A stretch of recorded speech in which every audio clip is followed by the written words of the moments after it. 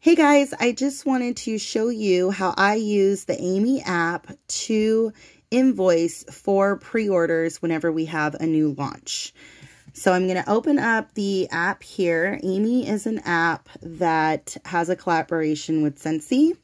And what you'll notice is whenever we click on products here at the bottom, you will see that any of the products that we currently have in our catalog are listed here. So if you want to just use regular invoicing, the products are already in here. But because we're doing a launch and the products are not currently in our catalog, we're going to scroll down to My Products and we're going to add the products. So I'm going to click here.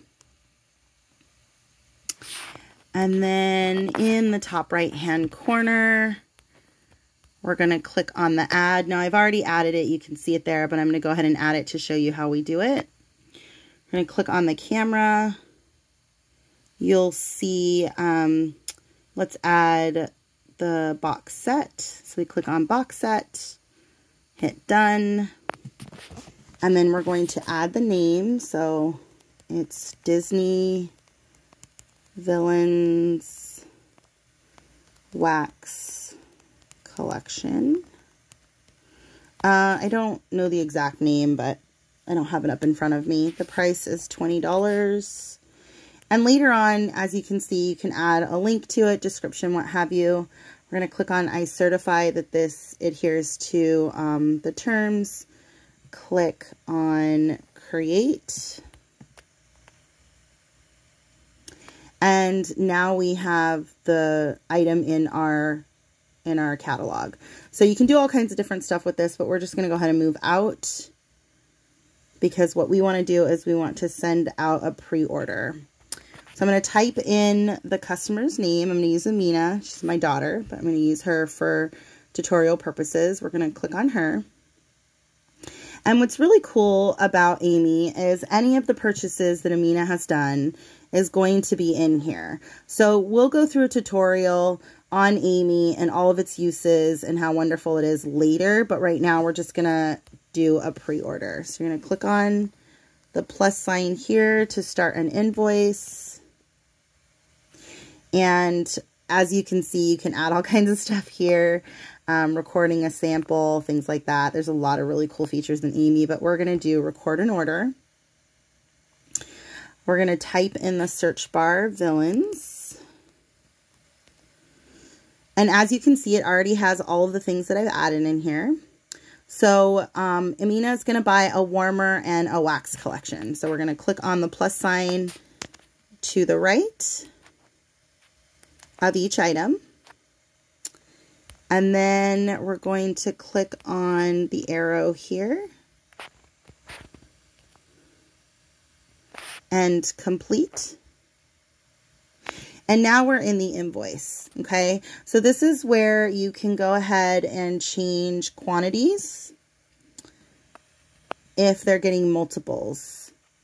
Then when we're all done with entering the quantities, we're going to click on checkout.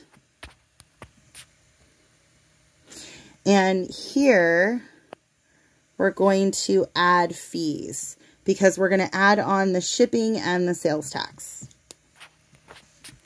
If you're having everything shipped to yourself, you don't have to add the shipping, but I'm going to have a ship direct. So actually, let me see what the shipping is. Cancel that. So it's $95. Our shipping is 10%. So it's going to be $9.50. It's $8 or 10%, whichever is higher. And then we're going to update that. And now it's $104.50. So one of the things that Marie and I both discovered is that Scentsy charges sales tax on shipping. So you're going to take the total amount, $104.50, and let's just make it easy and say that the sales tax is 10%. So we're going to put it at $10.45. We're going to add that on here.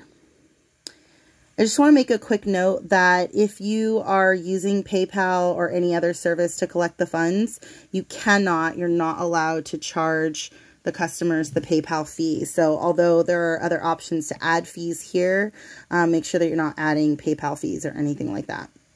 So you're going to click update. And now we have the invoice available. So you'll see here at the top, there are a lot of different methods for me to send the invoice to Amina because I have entered all of these different contact points for her. So I can send via text message, Instagram, Facebook Messenger, email, or I can copy it.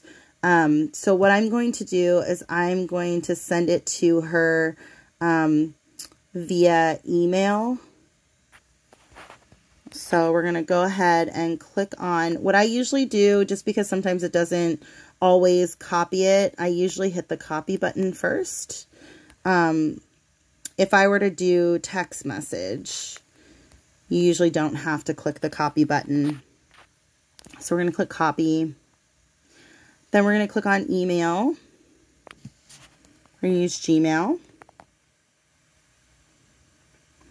And as you can see, it went ahead and put in the pre-populated template. You can change these templates in Amy, but I haven't adjusted mine. So it says, hi, Amina, it's Lucia. Here's a quick link to pay your invoice. So then I'm going to send this to her. Okay, so let's pretend like I hit send.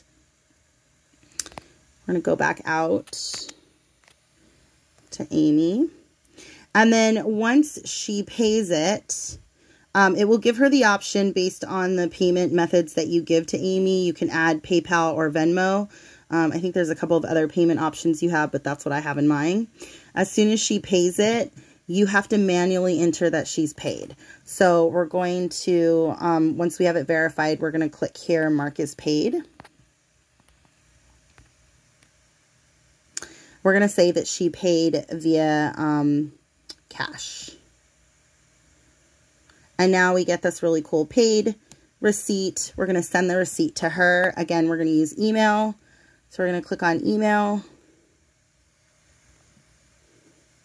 And as you can see, it does the same pre-populated template and will tell her that this is where, thank you for the payment and this is where your receipt is.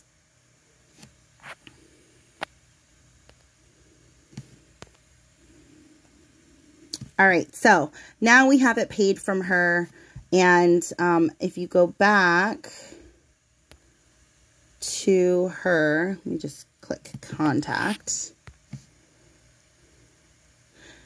you'll see that the new purchase is here. So that's how I do invoicing for pre-orders using the Amy app. If you have any questions, let me know.